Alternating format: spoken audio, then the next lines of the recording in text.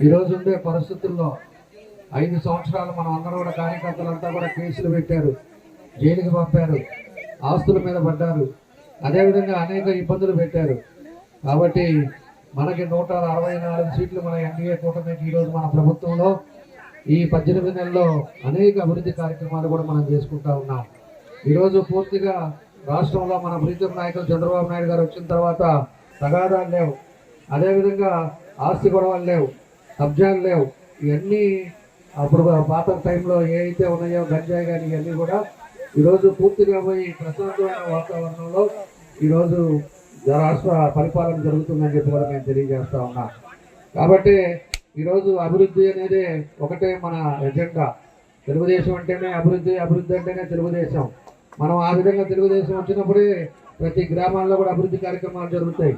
అదేవిధంగా ఈరోజు మన దర్శిలో కూడా మన లక్ష్మి గారు అయితే ఈ రోజుకి 18 నెలలు అయితే 200 కోట్ల రూపాయలు ఈ రోజుకి వరకు తీసుకొచ్చి అనేక కార్యక్రమాలు కూడా ఈరోజు లక్ష్మి గారు చేస్తున్నారు.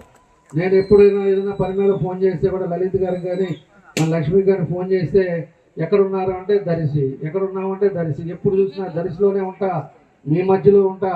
ఎప్పుడు ప్రతి కార్యక్రమానికి ఏది పిలిస్తే దానికి ఎక్కడి నుంచి అయినా కూడా మీ దగ్గరికి వచ్చి తిరగటం ఆమె ఎంత కష్టపడుతుందో మేమంతా కూడా చూస్తున్నామని చెప్పి కూడా నేను తెలియజేస్తున్నా.